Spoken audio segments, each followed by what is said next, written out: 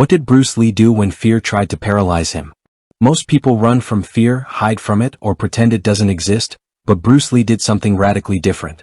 He ran straight toward his fear, grabbed it by the throat, and transformed it into the very fuel that powered his legendary life. This wasn't just courage, this was alchemy, the ancient art of turning base metal into gold, except Bruce turned terror into power. In 1964, before his first major fight, Bruce Lee stood backstage shaking with fear so intense he could barely breathe. But what he did in that moment changed everything, and it's a technique you can use today to transform your own fears. Bruce Lee understood something that modern neuroscience is only now confirming: fear is not your enemy, fear is raw energy waiting to be directed. Today you will learn the exact fear alchemy process that Bruce Lee used to turn his deepest terrors into his greatest triumphs. Welcome to Lesson 12 of the Bruce Lee Academy, where we don't just talk about overcoming fear, we decode the actual mechanism Bruce used to transmute it into unstoppable power. Bruce Lee began his relationship with fear by understanding exactly what it is, and more importantly, what it is not. Fear is not a character flaw, it's not weakness, and it's not something to be ashamed of. Fear is simply your nervous system's response to perceived danger, a burst of neurochemical energy designed to keep you alive. The problem is, your primitive brain cannot distinguish between a real physical threat and an imagined social threat. When Bruce stood before a crowd about to demonstrate martial arts, his brain released the exact same stress hormones as if a tiger was attacking him. His heart would race, his palms would sweat, his breathing would become shallow. This is the fight or flight response. Most people interpret these physical sensations as evidence that something is wrong, that they should retreat, that they are not capable. Bruce Lee interpreted these exact same sensations as evidence that something important is about to happen, that his body is preparing him for peak performance. This reframe alone is the first step in fear alchemy, changing the meaning you assign to the physical sensations of fear. Bruce studied fear like a scientist studies a chemical compound, breaking it down into its component parts. He identified that fear has three layers: the physical sensation in the body, the mental story about what might happen, and the behavioral urge to avoid or escape. Most people experience all three layers as one overwhelming force and surrender to it immediately. Bruce learned to separate these layers and address each one individually with specific techniques. He also recognized that there are two types of fear: rational fear that protects you from genuine danger, and irrational fear that holds you back from growth. Rational fear stops you from jumping off a cliff. Irrational fear stops you from speaking your truth or trying something new. Bruce had immense respect for rational fear because it kept him alive in real fights, but he had zero tolerance for irrational fear because it was the only thing standing between him and his potential. He would often say, "Fear is the greatest opponent you will ever face, and the only one who knows all your weaknesses." This is because fear speaks in your own voice, using your own doubts against you. Fear knows exactly what to say to make you quit, to make you play small, to make you choose comfort over growth. Bruce Lee's alchemy began with the understanding that fear is not solid, it's fluid, it's energy, and like all energy, it can be transformed.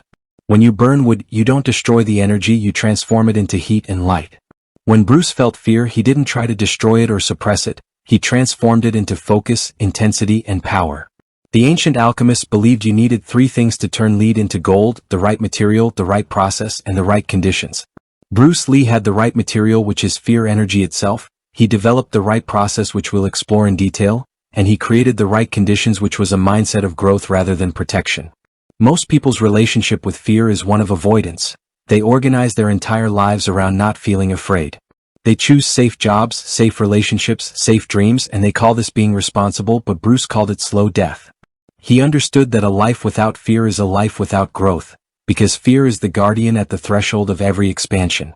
Anything worth doing will trigger fear because worth doing means it matters, and when something matters, the stakes are real, and when stakes are real, fear shows up. Bruce Lee didn't see fear as a stop sign, he saw it as a sign that he was heading in the right direction. If he felt no fear approaching a challenge, he knew the challenge was too small, not worthy of his limited time on Earth. He actively sought experiences that frightened him, not because he enjoyed being scared, but because he knew that his edge, his growth frontier, always lived just beyond his comfort zone. This fundamental reframe transformed Bruce's entire life trajectory. While others were controlled by fear, Bruce was fueled by it, and that made all the difference. Once Bruce Lee understood the nature of fear, he developed a practice of direct confrontation that went against every instinct. The natural response to fear is avoidance, to look away, to distract yourself, to numb the feeling with food or entertainment or busy work. Bruce did the opposite. He turned toward his fear and stared directly into its face until it revealed its secrets. This practice began during his back injury in 1970 when he was forced to lie still for months. With no physical outlet for his energy, Bruce was left alone with his mind, and in that mental space, every fear he had ever suppressed came flooding to the surface. The fear of never walking again, the fear of his career being over, the fear of being forgotten, the fear of having wasted his potential. Most people in this situation would have crumbled under the weight of these fears, but Bruce made a conscious decision to face each one methodically. He would pick one fear, visualize the worst-case scenario in vivid detail, and then ask himself, if this fear comes true, can I survive it? The answer was always yes. He realized that even his worst nightmares, while painful, were survivable, and this realization stripped fear of its power. Fear thrives in ambiguity and imagination, but when you force it into the light of conscious examination, it loses its grip. Bruce developed what he called the fear inventory, a written list of everything he was afraid of. He didn't hide from this list, he read it daily, updating it as new fears emerged and crossing off fears he had conquered. This practice did something profound. It externalized his fears from his internal experience onto paper, creating psychological distance. When fear is swirling inside your mind, it feels overwhelming and all-consuming, but when you write it down, you see it for what it really is, just words on paper, just thoughts, not reality. Bruce would then take each fear and ask 3 questions. First, what is the absolute worst that could happen if this fear comes true? Second, what would I do if the worst happened? Third, what can I do right now to prevent the worst or prepare for it? These 3 questions transformed passive terror into active problem solving. Suddenly he wasn't a victim of fear, he was a strategist working with it. Let me give you a concrete example from Bruce's life. When he decided to pitch himself to Hollywood studios, he was terrified of rejection. He feared that white executives would never cast an Asian man as a leading hero, that his accent would be mocked, that he would fail publicly. Instead of letting this fear stop him, Bruce confronted it directly. Worst case scenario, every studio rejects him. If that happened, what would he do? He would make his own films independently or return to teaching. He would survive. What could he do now to prevent or prepare? He could train his English, perfect his pitch, build undeniable skill that demanded respect. By confronting the fear systematically, Bruce neutralized its paralyzing effect and converted it into a preparation checklist. Another technique Bruce used was fear exposure therapy, though he didn't call it that.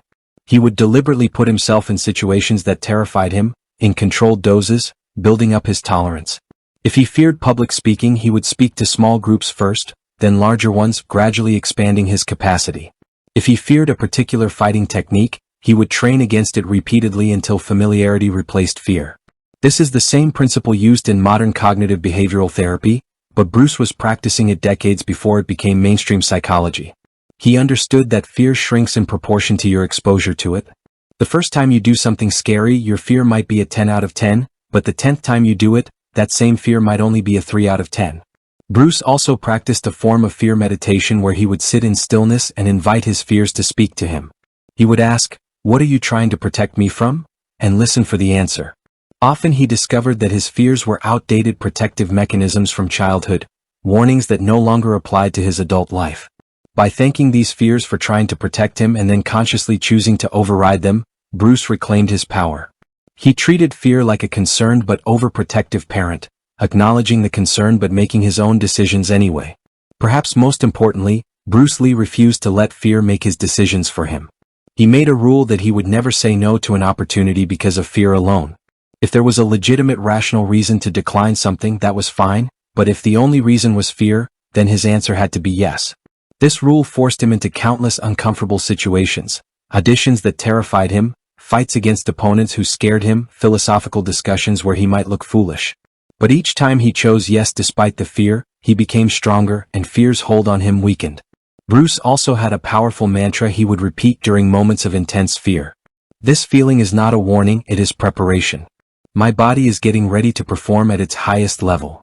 By reframing the physical sensations of fear as performance preparation rather than danger signals, Bruce was able to use the energy constructively instead of being overwhelmed by it. He trained his nervous system to associate fear with opportunity rather than threat, and over time, this neural pathway became his default response. This is where Bruce Lee's fear alchemy becomes truly extraordinary, the moment of transmutation where terror becomes power. Bruce discovered that fear and excitement are nearly identical in terms of physiological response. Both create increased heart rate, heightened alertness, a surge of adrenaline. The only difference is the story you tell yourself about these sensations. If you tell yourself, "I'm afraid this is dangerous, I might fail," you experience terror. If you tell yourself, "I'm excited, this is important, I'm ready," you experience energized focus. Bruce Lee mastered the art of relabeling his fear as excitement, and this simple cognitive shift changed everything. Before a demonstration or a fight, when fear would spike in his system, Bruce would literally say out loud, "Good, I'm getting excited, my body is preparing me to be brilliant." This verbal reframe signaled to his brain that the arousal was positive, not negative, and his entire neurochemistry would shift in response. Modern neuroscience has confirmed what Bruce intuitively understood: the prefrontal cortex, the thinking part of your brain, can override the amygdala, the fear center, when you consciously reframe your interpretation of events. Bruce also used a technique he called energy redirection, which is a principle from martial arts applied to emotion. In Jeet Kune Do, you don't block an opponent's force, you redirect it using their energy against them. Bruce applied this same principle to fear. When fear energy arose, instead of blocking it or running from it, he would redirect it into his training, into his focus, into his intensity. He would channel the nervous energy into explosive movement, into sharp mental clarity, into fierce determination. The fear didn't disappear, it transformed into the very power he needed to succeed. Bruce had a physical practice he would do when fear threatened to overwhelm him. He would drop into a deep horse stance and punch repeatedly with maximum force, channeling all the fear energy through his body and out through his fists. This served two purposes. First, it burned off the excess adrenaline that creates the jittery feeling of anxiety, and second, it anchored the sensation of power in his body, replacing the sensation of helplessness that fear creates. After 50 or 100 full power punches, Bruce would feel the fear energy completely transmuted into physical strength and mental clarity. Another transmutation technique Bruce used was fear journaling with a twist. He wouldn't just write about what he was afraid of, he would write about what the fear was preparing him to become. For example, if he was afraid of failing at a film audition, he would write, "This fear is showing me how much this opportunity matters to me. It's preparing me to bring my absolute best. The fear is proof that I care deeply, and that caring will fuel my performance." By finding the gift within the fear, Bruce transformed it from an obstacle into an ally. Bruce also understood that fear contains information about your values. You only fear losing what you value. If you fear failure, it means you value success and growth. If you fear rejection, it means you value connection and belonging. Bruce would mine his fears for this value information and then align his actions with those values. If he noticed he was afraid of being mediocre, he knew this fear was pointing him toward his value of excellence, and he would use that fear as rocket fuel to train harder and refine his craft even more. There's a profound spiritual dimension to Bruce's fear alchemy as well. He practiced a form of Taoist philosophy where you accept and flow with whatever arises, including fear. Instead of fighting against fear, creating inner conflict and resistance, Bruce would acknowledge it fully. "Yes, I feel afraid right now, and that's okay, I accept this feeling completely." This acceptance paradoxically reduced fear's intensity, because fear feeds on resistance. The more you fight fear, the stronger it becomes. The more you accept it, the more it softens. Once softened through acceptance, Bruce could then work with it rather than against it. He also used visualization as a transmutation tool. Bruce would visualize his fear as a dragon, powerful and fierce. Then he would visualize himself not slaying the dragon, but mounting it and riding it. The dragon's power became his power, the dragon's fire became his fuel. This metaphor helped him psychologically merge with his fear rather than seeing it as separate from himself. When you merge with fear, you gain access to all its energy, and that energy is tremendous. Think about it, fear can keep people awake all night, fear can make people run faster than they ever thought possible, fear can sharpen focus to a laser point. That's massive energy, and Bruce Lee figured out how to harness it for creation instead of destruction. Perhaps the most important transmutation Bruce achieved was converting fear of failure into love of challenge. He stopped seeing difficult situations as threats to avoid and started seeing them as games to play. This playful approach completely changed his relationship with fear. When you're playing a game, you want the challenge to be difficult because easy games are boring. Bruce began to welcome fear as a sign that the game was worth playing, that the stakes were real, that the victory would be meaningful. This shift from threat mindset to challenge mindset is one of the most powerful psychological discoveries of the 20th century, and Bruce Lee was living it in the 1960s before scientists even had a name for it. Bruce Lee didn't just theorize about fear alchemy, he practiced it daily through specific rituals that kept his fear transformation skills sharp. The first ritual was his morning fear check-in, which happened right after his meditation. Bruce would sit quietly and scan his internal landscape for any fears lurking in his system. He wouldn't wait for fear to ambush him during the day, he would proactively identify it in the morning calm. Once identified, he would name the fear specifically. Not, "I feel anxious," but, "I fear that my new technique won't work in a real fight," or, "I fear that the studio executives will reject my film idea." Specific naming is crucial because vague fear is unmanageable, but specific fear can be addressed. After naming the fear, Bruce would immediately create an action plan. What is one concrete thing I can do today to address this fear? If he feared his technique wouldn't work, he would test it in sparring that day. If he feared rejection from executives, he would refine his pitch. This daily practice ensured that fear never accumulated into overwhelming anxiety, it was processed and transmuted every single morning. Bruce's second daily ritual was what he called the fear reversal question. Throughout the day, whenever he noticed himself avoiding something because of fear, he would ask, "What would I do right now if I had no fear at all?" Then, whatever that answer was, he would force himself to do exactly that. This practice was uncomfortable and often terrifying, but it systematically expanded his comfort zone day by day. If fear said don't make that phone call, he made it immediately. If fear said don't try that advanced technique, he tried it that training session. By consistently doing the opposite of what fear commanded, Bruce trained himself to be fear's master rather than its servant. The third ritual was Bruce's evening fear review. Before bed, he would reflect on the day and identify one moment when he had let fear stop him from taking action. He didn't judge himself harshly for this, but he would mentally rehearse how he would handle that same situation differently next time. Then he would identify one moment when he had acted despite fear, and he would celebrate that victory, reinforcing the neural pathway of courage. This evening practice served as both course correction and positive reinforcement. Bruce also had a weekly fear challenge ritual. Every week, he would intentionally do one thing that scared him, something outside his normal activities. He might try a new martial arts style he knew nothing about, risking looking foolish in front of his students. He might attend a high society event where he felt culturally out of place. He might attempt a film stunt that terrified him. The specific activity didn't matter, what mattered was the consistent practice of voluntarily entering fear and coming out the other side stronger. This weekly challenge prevented his comfort zone from calcifying. Another daily practice Bruce used was fear body mapping. He noticed that different fears created different physical sensations in different parts of his body. Fear of failure created tightness in his chest. Fear of rejection created a sinking feeling in his stomach. Fear of physical danger created tension in his shoulders. By mapping these sensations, Bruce could identify exactly what type of fear he was experiencing before his conscious mind even recognized it. This early warning system allowed him to address fear at its earliest stage, before it could build into something overwhelming. Once he identified the fear through body sensation, he would breathe directly into that area of his body, visualizing the breath carrying away the tension and bringing in calm, focused energy. Bruce also practiced fear exposure microdoses throughout his day. If he noticed any small avoidance behavior like hesitating to speak up in a conversation or delaying a difficult phone call, he would immediately do the thing he was avoiding. These small acts of courage might seem trivial, but Bruce understood that courage is a muscle that must be exercised constantly. You don't build courage by occasionally doing one big scary thing, you build it by doing hundreds of small scary things every single day. Each microdose of fear exposure strengthened his courage muscle incrementally. Bruce had a powerful pre-performance ritual that he used before fights, demonstrations, or film shoots. He would deliberately amplify his fear first, visualizing everything that could go wrong in vivid detail, allowing his fear to peak.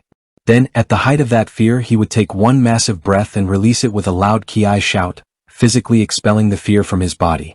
After this release, he would immediately visualize perfect execution, seeing himself moving with precision, power, and grace. This ritual of amplification followed by release followed by positive visualization created a psychological reset that left him feeling clear and ready.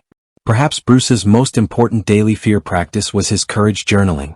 Every night, he would write down one specific moment from that day when he felt afraid and acted anyway. He would describe the fear, the action he took despite it, and how he felt afterward.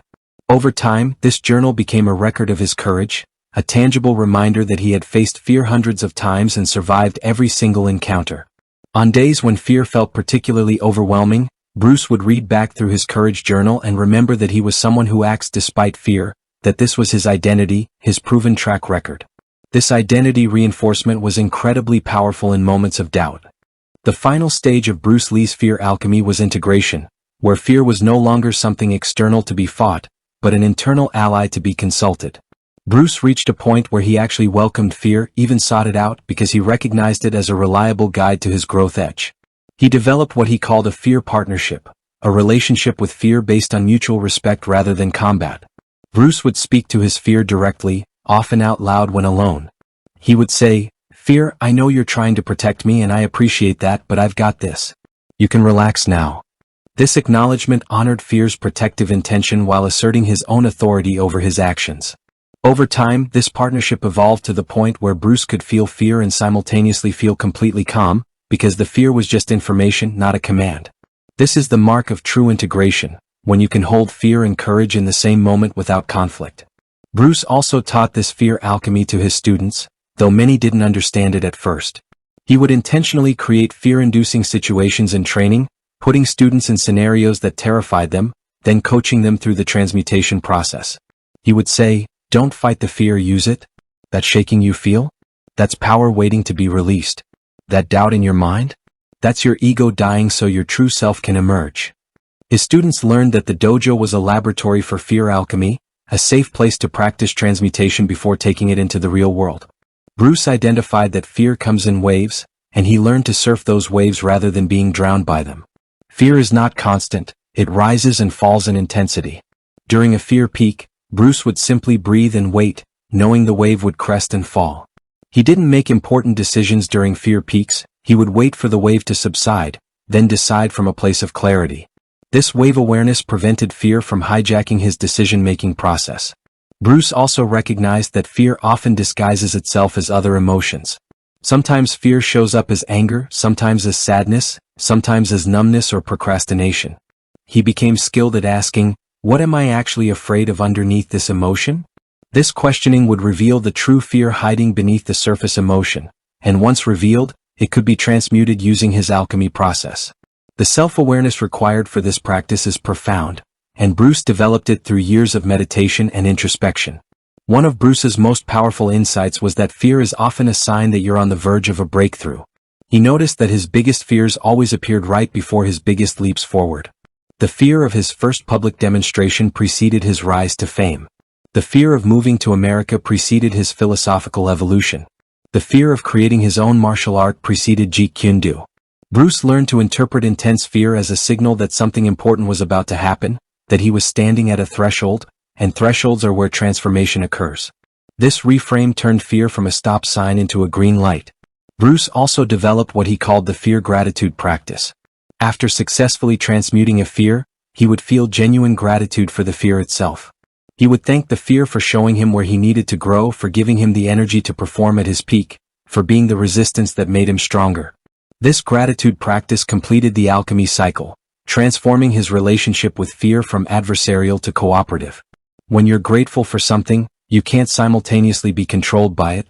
In his later years, Bruce achieved what he called fearless action, which is not the absence of fear but action taken with full awareness of fear and full acceptance of whatever consequences may come. He would feel fear, acknowledge it, thank it for the information and energy, and then move forward anyway with complete commitment. This fearless action had a quality of freedom to it, because Bruce was no longer trying to control outcomes, he was simply expressing himself fully and accepting whatever happened. This is the ultimate freedom, and it's only possible when you've fully integrated fear rather than being controlled by it. Bruce Lee's fear alchemy transformed him from a person who felt fear just like everyone else into a person who used fear as fuel for greatness. He didn't have less fear than others, he had a different relationship with it. His final teaching on fear was this: the enemy of development is not fear, it's the refusal to face fear. Face it, feel it fully, and you will discover that on the other side of every fear is a version of yourself that you've never met before, a stronger, freer, more authentic you. This is the gift of fear alchemy. It doesn't eliminate fear from your life. It transforms you into someone who can dance with fear and use its energy to create something extraordinary. Everything you've learned about Bruce Lee's fear alchemy is useless unless you apply it to your own life starting right now in this very moment. Fear is sitting in your chest right now, fear of what people will think, fear of failure, fear of wasting your potential, and that fear is either going to control your next decision or fuel it. The choice is entirely yours.